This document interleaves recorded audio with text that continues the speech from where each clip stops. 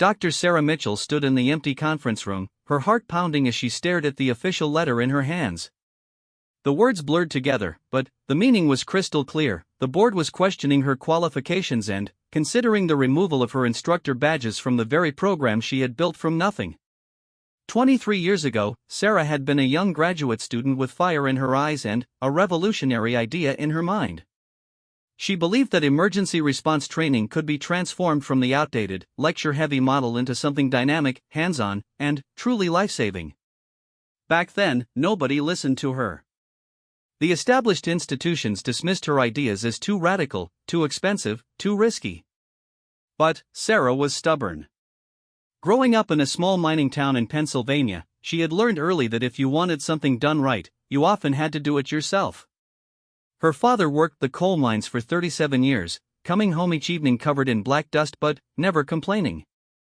Her mother ran the local volunteer ambulance service, training neighbors in basic first aid around their kitchen table. Sarah absorbed both lessons, the value of hard work and the importance of being prepared to save lives. After completing her doctorate in emergency medicine, Sarah took a position at Metropolitan General Hospital. The hospital's training programs were antiquated, relying on textbooks written decades earlier and mannequins that barely resembled human anatomy.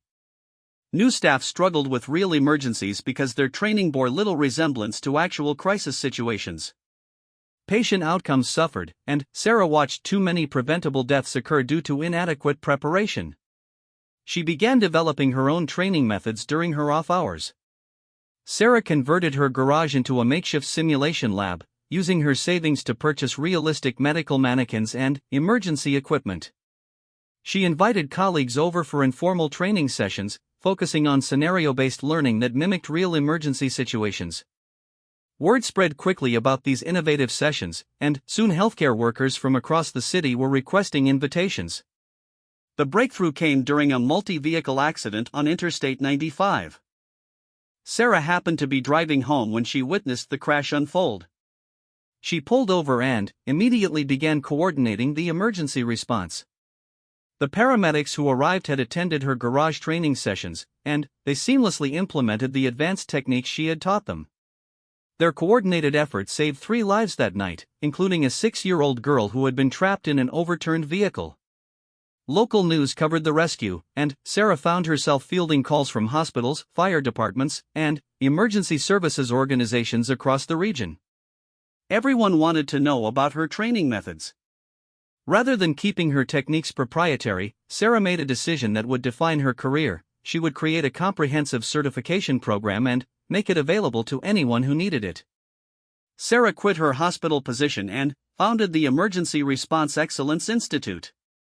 She mortgaged her house, cashed out her retirement savings, and worked 18-hour days to develop a complete curriculum. The program included everything from basic first aid to advanced trauma care, with specialized tracks for different types of responders. Each course combined theoretical knowledge with intensive hands-on simulation training. The early days were challenging. Sarah operated out of a rented warehouse space, teaching classes herself while simultaneously developing new course materials. She created detailed instructor manuals, designed realistic training scenarios, and established rigorous certification standards. Every aspect of the program reflected her core belief that training should prepare people for real-world situations, not just written examinations. Sarah's approach was revolutionary in several ways. First, she insisted on continuous assessment rather than single-test certification. Students had to demonstrate competency in multiple scenarios before receiving their badges. Second, she required all instructors to maintain active field experience, ensuring they stayed current with evolving emergency response techniques. Third, she established a peer review system where certified instructors regularly evaluated each other's teaching methods. The program's reputation grew organically. Emergency responders who completed Sarah's certification consistently performed better in actual crisis situations. Hospitals reported reduced medical errors among staff who had completed the training. Fire departments saw improved coordination during complex emergency responses.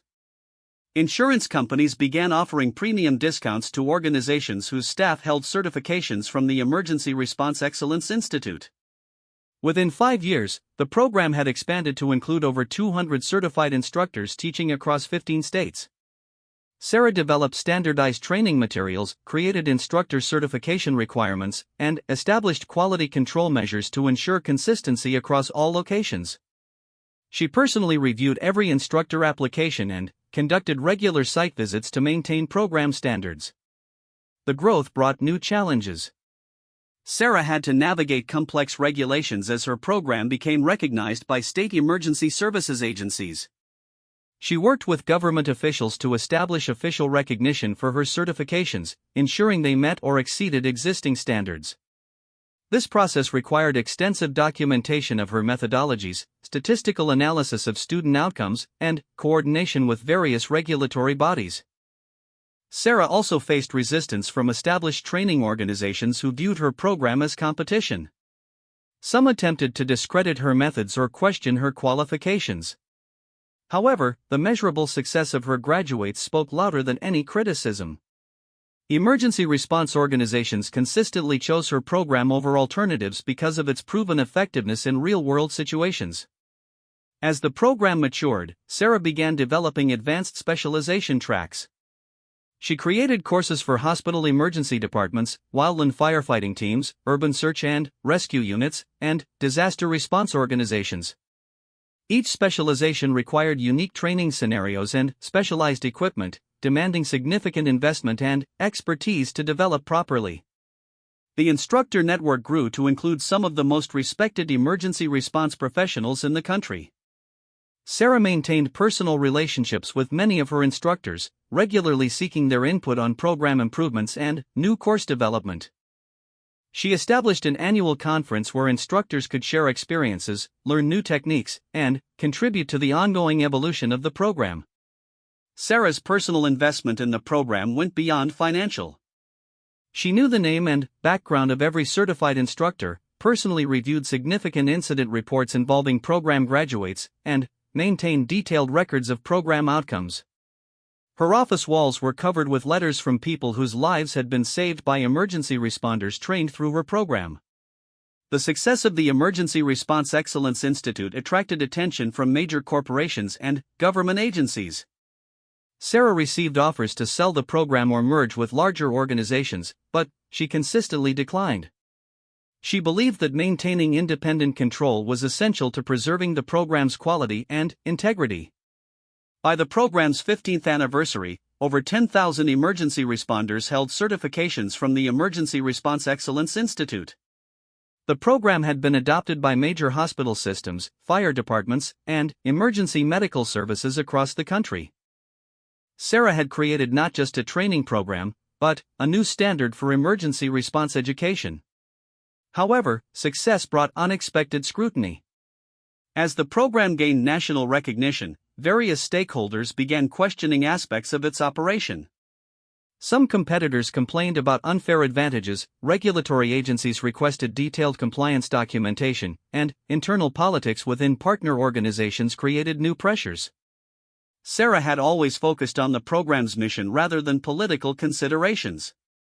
She believed that excellent training and measurable results should speak for themselves. This philosophy had served her well during the program's growth, but as external pressures mounted, she began to realize that expertise and good intentions might not be sufficient protection against institutional politics. The first warning sign came during a routine audit by the State Emergency Services Agency. The auditor, a recent hire with limited field experience, questioned several aspects of Sarah's instructor certification process. While the audit ultimately validated the program's compliance, it highlighted the vulnerability of her position as both program creator and primary authority. Sarah had built the Emergency Response Excellence Institute through personal dedication, professional expertise, and unwavering commitment to excellence. She had created something meaningful that saved lives and improved emergency response capabilities across the country. But, as she would soon discover, creating something valuable and maintaining control of it were entirely different challenges. Standing in that conference room 23 years later, holding the letter that questioned her right to teach in the program she had created, Sarah realized that her greatest battle was just beginning. The very success of her program had made it a target for those who wanted to control it, reshape it, or claim credit for it. She folded the letter carefully and placed it in her briefcase. Tomorrow, she would begin fighting for the program that had become her life's work. But tonight, she would remember why she had started this journey and draw strength from the thousands of lives that had been saved by emergency responders trained through her methods. The foundation she had built was solid. Now she would have to prove that the builder deserved to remain. The Monday morning meeting felt different from the moment Sarah walked into the boardroom. The usual casual greetings were replaced by formal nods, and several board members avoided eye contact entirely. Sarah had requested this meeting to address the concerns raised in the letter, but the atmosphere suggested this was more than a simple administrative review. Board Chairman Robert Hartwell cleared his throat and opened a manila folder thick with documents. Sarah recognized him as a recent appointee, a former insurance executive with no field experience in emergency response. His appointment had been part of the program's expansion into corporate partnerships, bringing business expertise to complement the technical knowledge of existing board members. Dr. Mitchell, Hartwell began, his voice carrying an official tone that made Sarah's stomach tighten.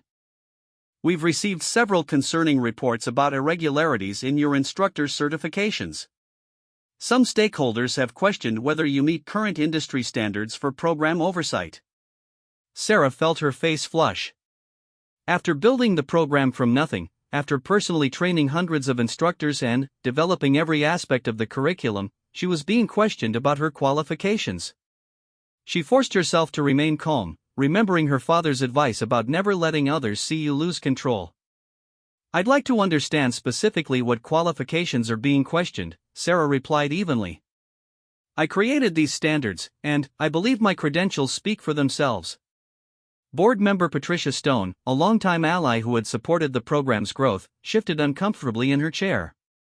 Sarah, there have been complaints filed with the state certification board. Some instructors claim that you're operating outside established protocols and that your certification process doesn't align with current national standards. The accusation hit Sarah like a physical blow. The national standards Patricia referenced had been developed years after Sarah's program was established and were largely based on the very methods Sarah had pioneered.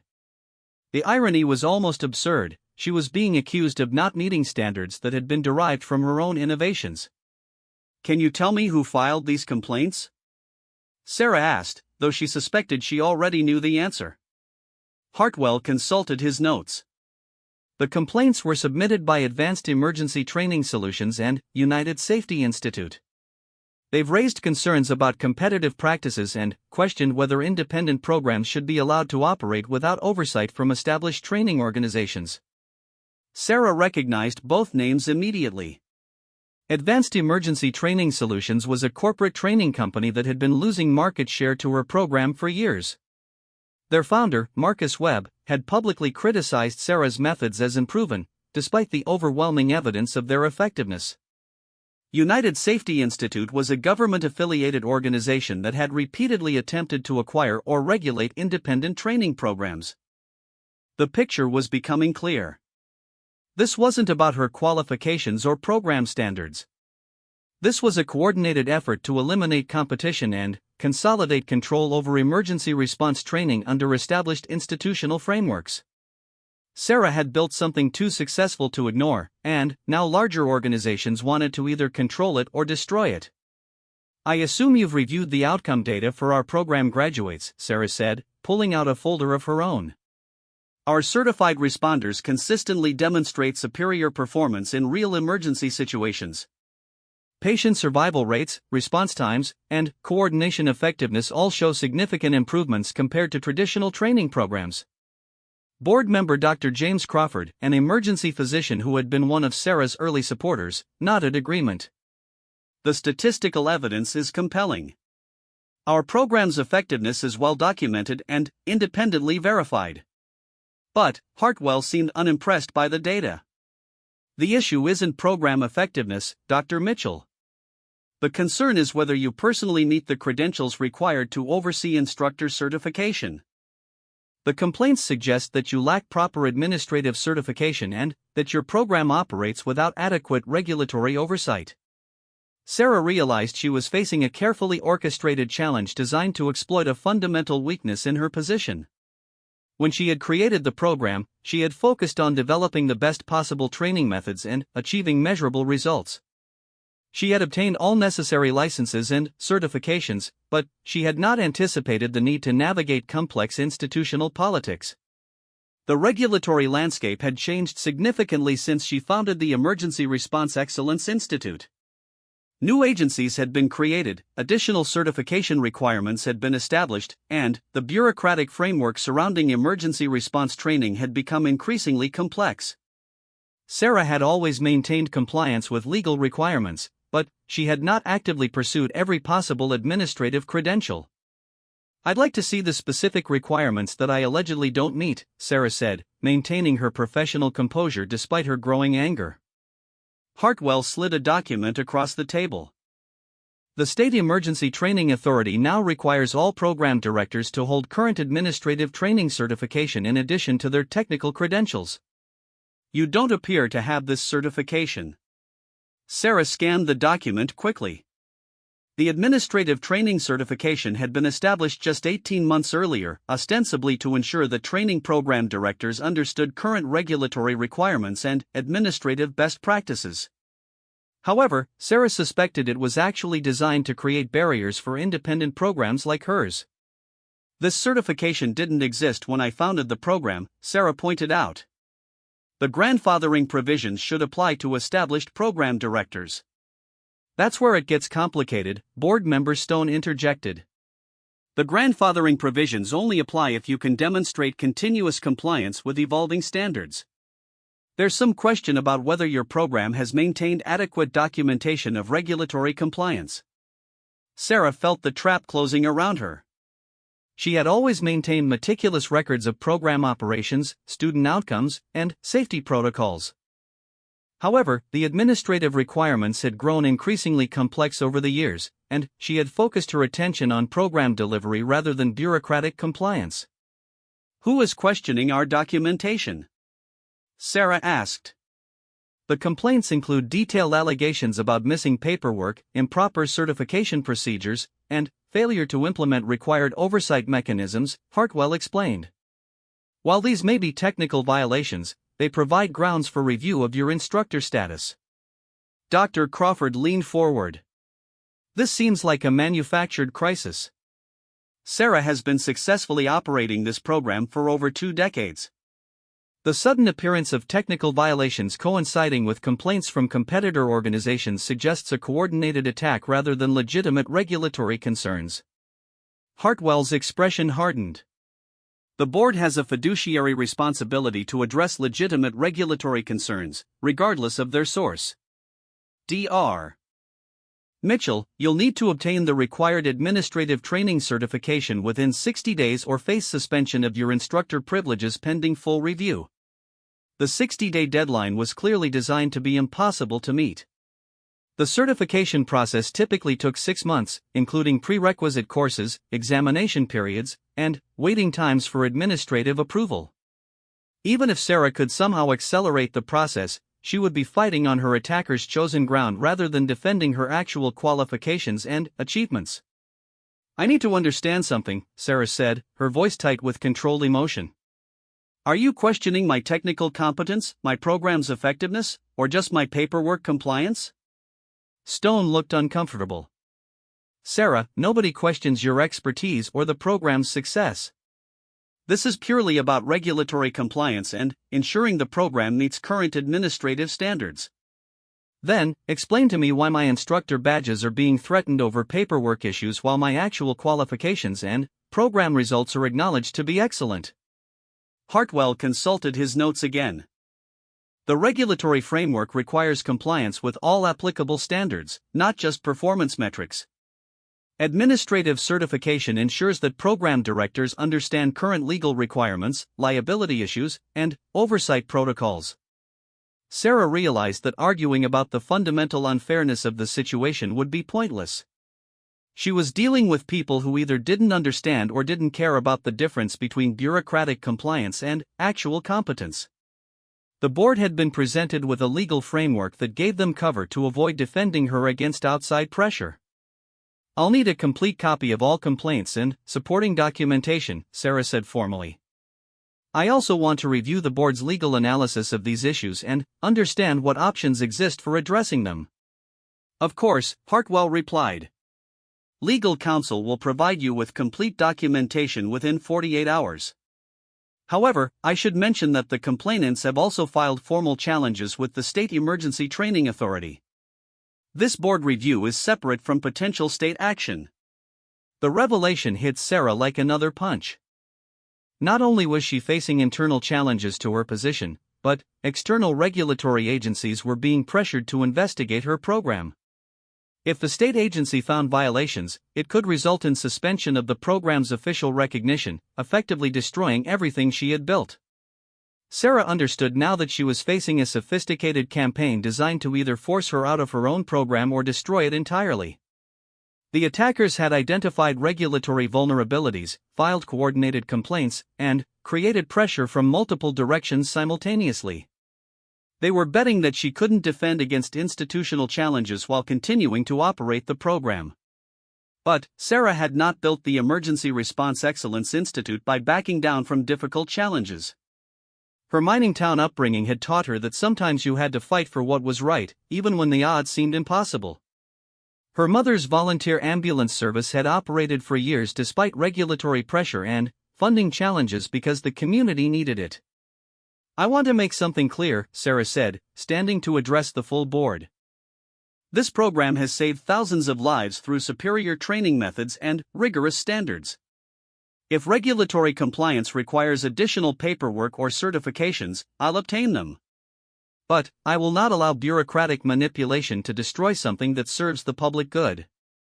Dr. Crawford nodded support, but several other board members avoided eye contact. Sarah realized that some of them had already decided her fate, viewing her as a liability rather than the program's founder and driving force. "The board appreciates your commitment to the program," Hartwell said diplomatically. "However, we must operate within the legal framework, regardless of personal feelings or past achievements." Sarah gathered her materials and prepared to leave. She had 60 days to navigate a regulatory maze designed to ensure her failure. Her opponents controlled the timeline, the criteria, and much of the administrative machinery she would need to satisfy their demands. But they had underestimated one crucial factor: Sarah Mitchell had built something bigger than herself. The program had created a network of dedicated instructors, grateful graduates, and supportive organizations who understood its value. If she was going to fight for her creation, she wouldn't be fighting alone. Walking out of the boardroom, Sarah began planning her defense. She would obtain the required certification, address every technical violation, and document her program's superiority so comprehensively that her attackers' motivations would become obvious to everyone involved. The battle for the Emergency Response Excellence Institute was just beginning, and Sarah intended to win it. Sarah spent the next 3 days buried in legal documents, regulatory guidelines, and program records. Her dining room table had disappeared under stacks of papers as she methodically reviewed every aspect of the complaints against her. What she discovered was both infuriating and enlightening. The complaints were technically accurate but completely misleading. Yes, she lacked the administrative training certification, but only because it hadn't existed when she founded the program. Yes, some documentation was filed under older formats, but everything was complete and properly maintained. Yes, her program operated independently, but it exceeded all performance standards and maintained voluntary compliance with regulations that many established organizations ignored. More importantly, Sarah began to understand the broader context of the attack. Advanced Emergency Training Solutions had been systematically filing similar complaints against independent training programs across multiple states. United Safety Institute had been lobbying for regulatory changes that would effectively require all emergency response training to be conducted through government-approved organizations. Her program wasn't just under attack, it was part of a nationwide campaign to eliminate independent competition. Sarah called her longtime friend and attorney, David Chen, who specialized in professional licensing and regulatory compliance. David had helped her navigate the initial licensing requirements when she founded the program, and his expertise would be crucial now. "This is definitely a coordinated effort," David confirmed after reviewing the complaint documents. "The language is almost identical to challenges I've seen filed against other independent programs. Someone is providing template complaints and supporting legal research to multiple complainant organizations. Can we prove that?" Sarah asked. "Probably, but it might not matter legally. Even if the complaints are coordinated, the underlying regulatory issues are real. You do need the administrative training certification, and some of your documentation practices don't meet current standards." Sarah felt frustration building. "So they can manufacture a crisis using retroactive requirements, and we have to prove our innocence rather than them proving actual wrongdoing? That's how regulatory compliance works," David explained. "The burden is always on the license holder to demonstrate compliance. However, we have some advantages. Your program's track record is exceptional, you have strong support from graduates and partner organizations, and the timing of these complaints raises obvious questions about motivation." David outlined a three-pronged strategy. First, Sarah would immediately begin the process of obtaining the administrative training certification, demonstrating good faith compliance efforts. Second, they would document the coordinated nature of the attacks and the complainant's competitive motivations. Third, they would mobilize support from the program's stakeholders to counter the negative narrative being created. Sarah started with the certification process, but immediately encountered obstacles. The next available examination was scheduled 4 months away, well beyond her 60-day deadline. The prerequisite courses were offered only at specific times and locations, creating additional delays. When she called to inquire about expedited processing, she was told that exceptions were rarely granted and required approval from the same state emergency training authority that was investigating her program. The bureaucratic maze seemed deliberately designed to prevent quick compliance. Sarah realized that her attackers had chosen this particular requirement precisely because it would be impossible to satisfy within the demanded timeframe. They were creating a no-win situation where her failure to comply would justify the actions they had already decided to take. Sarah decided to take a different approach. If she couldn't immediately obtain the certification, she would demonstrate that the requirement itself was inappropriate as applied to her situation. She began researching the certification's legislative history, implementation process, and application to existing programs. What she discovered was revealing. The administrative training certification had been created after intensive lobbying by established training organizations who complained about unfair competition from independent programs.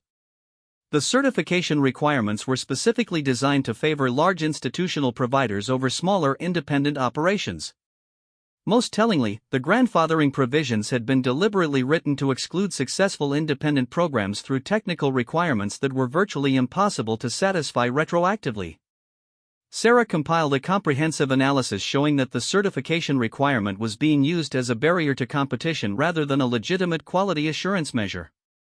She documented how the requirement favored her competitors while providing no measurable benefit to training quality or public safety. Meanwhile, David was investigating the complainant organizations and their connections. Advanced Emergency Training Solutions had recently received significant investment from a private equity firm that specialized in consolidating fragmented service industries. United Safety Institute had expanded its lobbying efforts and hired former government officials who had been involved in creating the regulatory framework they were now using to attack independent programs. The picture that emerged was of a systematic effort to eliminate independent competition through regulatory capture. The same organizations that were complaining about Sarah's program were simultaneously benefiting from the regulatory requirements they had helped create. It was a classic case of established players using government power to protect their market position from more effective competitors. Sarah began reaching out to her network of instructors, graduates, and partner organizations. The response was immediate and overwhelming. Emergency response professionals who had benefited from her training were outraged to learn about the attacks on her credentials. Many offered to provide testimonials, data analysis, or other support for her defense. Dr. Jennifer Walsh, Chief of Emergency Medicine at Regional Medical Center, contacted Sarah within hours of learning about the situation.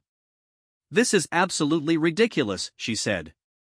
"Our emergency response outcomes improved dramatically after our staff completed your program. If anyone should be questioned, it's the organizations that provided the inferior training we were using before." Fire Chief Maria Santos offered even stronger support. "Sarah's program literally saved my department. Our response coordination was a mess until we went through her training. Now we're the model that other departments try to copy. If they remove her credentials, they're going to hurt every emergency responder in the region." The testimonials kept coming from across the country. Hospital administrators documented improved patient outcomes, fire chiefs reported better emergency coordination, paramedics described enhanced confidence and competence, and emergency managers praised the program's practical effectiveness. The evidence of the program's value was overwhelming and came from the people who actually used emergency response training in life or death situations. Sarah compiled this feedback into a comprehensive report demonstrating her program's superiority over alternatives offered by the complaining organizations. The data showed that her graduates consistently outperformed those from traditional programs on every measurable criterion.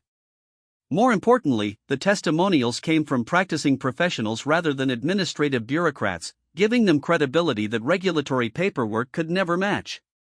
But Sarah knew that emotional appeals and performance data might not be enough to overcome regulatory requirements and institutional pressure. She needed to change the narrative from defensive compliance to offensive demonstration of value. Instead of simply responding to attacks, she would force her attackers to defend their own inferior performance. Sarah began preparing for the upcoming board meeting by developing a presentation that would reframe the entire discussion. Rather than debating whether she met arbitrary certification requirements, she would demonstrate why the Emergency Response Excellence Institute was too valuable to destroy over paperwork technicalities. Her presentation would include detailed outcome comparisons showing her program's superiority, testimonials from respected emergency response professionals, documentation of the coordinated attack strategy, and evidence that the regulatory requirements were being used anti-competitively. Most importantly, she would force the board to confront a simple question: were they going to sacrifice proven excellence for bureaucratic compliance? Sarah also prepared for the possibility that the board would remain hostile despite overwhelming evidence in her favor. She researched legal options for challenging discriminatory application of regulatory requirements, explored alternative organizational structures that might protect the program from institutional interference, and identified potential allies in government and professional organizations who might support her cause. The night before the board meeting, Sarah received an unexpected phone call from Patricia Stone. The board member's voice was tense as she explained that pressure was mounting from multiple directions to resolve the situation quickly. "Sarah, I want you to know that several of us are fighting for you, but Hartwell is under intense pressure from the corporate partners and regulatory agencies. He's been told that continued support for your position could jeopardize the program's official recognition and funding." "So they're threatening the entire program to force me out?" Sarah asked. "That's the implication. They're suggesting that resolving the compliance issues requires new leadership with appropriate credentials and institutional backing." Sarah felt a cold anger building. Her attackers weren't just trying to remove her, they were holding her creation hostage to force her cooperation in her own destruction. They were betting that she would sacrifice her position to save the program she had built. "Patricia, I need you to understand something. This program exists because I created something that works better than anything else available. If they force me out and replace me with their preferred administrators, the program will be destroyed even if it continues to exist on paper. I know that, and so do several other board members. But we're being told that fighting this battle could result in losing everything."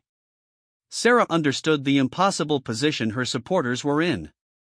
They were being forced to choose between defending her and protecting the program's continued existence. Her attackers had created a situation where loyalty to her appeared to threaten the very thing everyone wanted to preserve. But Sarah had learned something important during her research and preparation. The program's value didn't exist in abstract policies or bureaucratic recognition. It existed in the knowledge, skills, and network of people who had been trained through her methods. Even if the institutional framework was captured or destroyed, the real program could continue through the community she had built. Patricia, I want you to know that I'm not going to make this easy for them. Tomorrow, I'm going to present evidence that will make it very difficult for anyone to claim this is about regulatory compliance rather than competitive elimination. After that, every board member will have to decide whether they're going to stand up for what's right or cave in to institutional pressure. Sarah spent the rest of the evening reviewing her presentation one final time. She had marshaled compelling evidence, documented the coordinated attack, and prepared to expose the real motivations behind the regulatory challenges. Tomorrow, she would force everyone involved to confront the truth about what was happening and why. The battle for the Emergency Response Excellence Institute was reaching its climax, and Sarah was ready to fight with everything she had.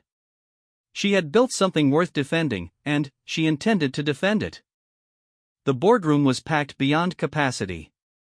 Word of the meeting had spread through the emergency response community, and representatives from hospitals, fire departments, emergency medical services, and government agencies had requested permission to attend. Sarah had expected a small administrative hearing. Instead, she faced an audience that included some of the most respected emergency response professionals in the region. Chairman Hartwell looked visibly uncomfortable as he called the meeting to order. The agenda had been expanded to include public comments, a change that Sarah suspected had been forced by the level of external interest in the proceedings. Whatever private deal-making had been planned was now going to occur under public scrutiny. Before we begin the formal review, Hartwell announced, I want to acknowledge the significant interest this matter has generated in the emergency response community. While this is ultimately a board governance issue, we recognize the program's importance to many stakeholders. Sarah took this as a positive sign. The public attention was already forcing more transparency than her attackers had probably wanted. She rose to address the board, carrying with her a presentation folder and a small wooden box that had belonged to her mother. Members of the board, distinguished guests, Sarah began, her voice steady despite the enormity of the moment. 23 years ago, I founded the Emergency Response Excellence Institute with a simple goal: to prepare emergency responders to save more lives. Today, we're here because that goal has been achieved so successfully that it threatens organizations who profit from inferior training methods. Sarah opened her presentation with a slide showing comparative outcome data. The statistics were stark. Emergency responders trained through her program showed 30% better survival rates for cardiac arrest patients, 25% faster response times for trauma cases, and 40% fewer coordination failures during major incidents compared to traditional training programs. These numbers represent real lives saved and real suffering prevented, Sarah continued. They exist because this program demands excellence rather than accepting mediocrity. She clicked to the next slide, which showed the timeline of complaints filed against independent training programs. The pattern was unmistakable. Advanced Emergency Training Solutions had filed similar challenges against 7 other independent programs across 4 states, while United Safety Institute had lobbied for regulatory changes that specifically disadvantaged small providers. This is not about regulatory compliance, Sarah stated flatly. This is about market consolidation. My program is being attacked because it demonstrates that independent providers can deliver superior results when they're not constrained by institutional bureaucracy and profit motivations. A murmur of agreement rippled through the audience. Sarah noticed that several board members looked surprised by the scope of the coordinated campaign she was documenting. They had apparently been told this was an isolated regulatory matter rather than part of a systematic elimination strategy. Sarah's presentation then detailed the specific regulatory requirements being used against her. She showed how the administrative training certification had been created through lobbying by the same organizations now filing complaints, how the grandfathering provisions had been deliberately written to exclude successful independent programs, and how the certification process was structured to be impossible to complete within arbitrary deadlines. The irony, Sarah said, is that the national standards these requirements supposedly enforce are largely based on methods I pioneered. I'm being told I don't meet standards that were derived from my own innovations. Dr. Crawford leaned forward from his position on the board. Sarah, can you speak to the specific concern about program oversight and quality assurance? Sarah smiled slightly. This question gave her the opportunity to reveal information she had been saving for maximum impact. "I'm glad you asked about oversight," she said, opening the small wooden box she had brought. Inside were 3 worn badges and a folded certificate.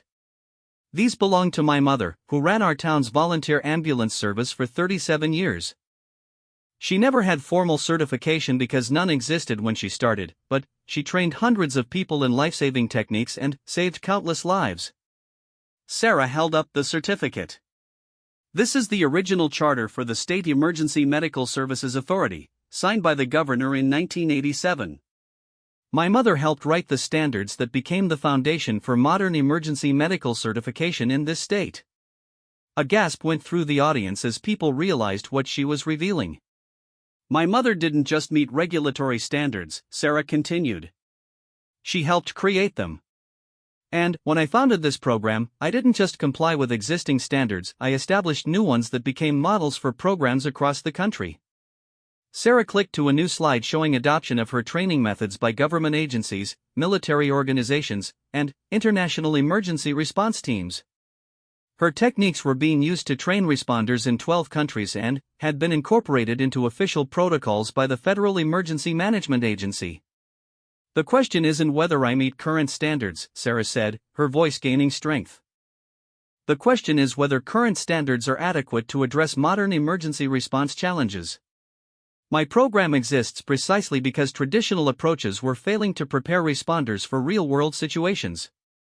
She then presented testimonials from emergency response professionals, including several who were present in the room. Dr. Walsh stood to address the board directly. "I've been practicing emergency medicine for 22 years, Dr. Walsh said. I've seen training programs come and go, and I can tell you without hesitation that Dr. Mitchell's program is the most effective I've ever encountered. The suggestion that she's not qualified to oversee emergency response training is like suggesting that the Wright brothers weren't qualified to teach aviation." Fire Chief Santos followed with her own testimony.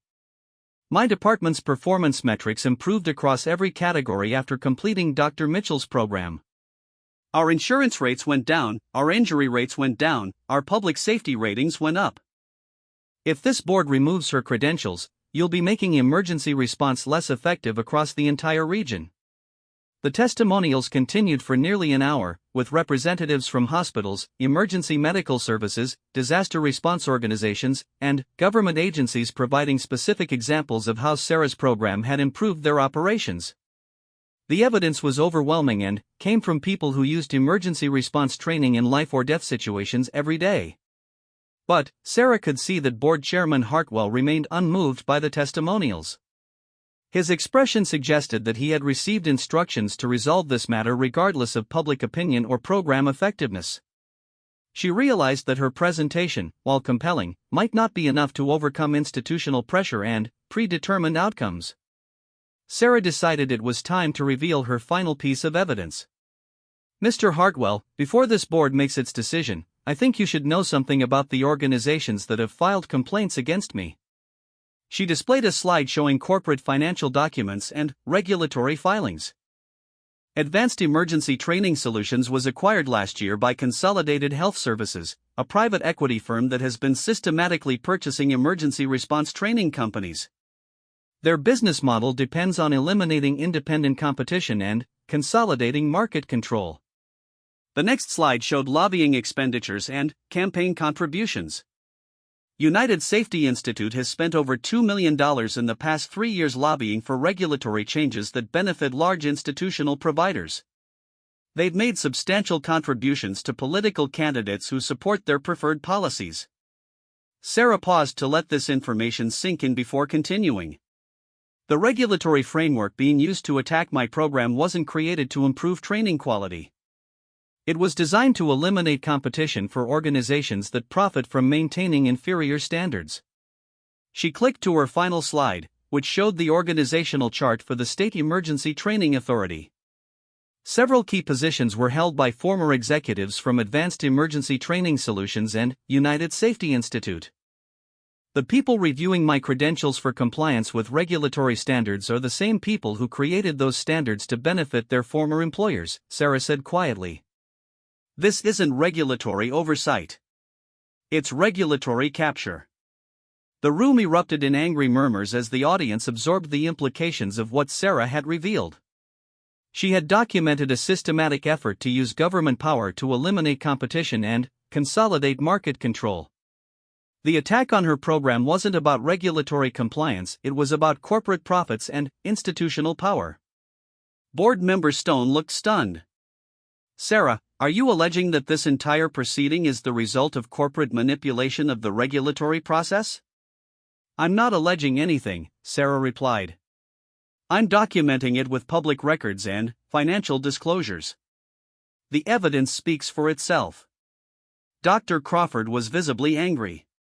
If this is accurate, then we're not dealing with a regulatory compliance issue.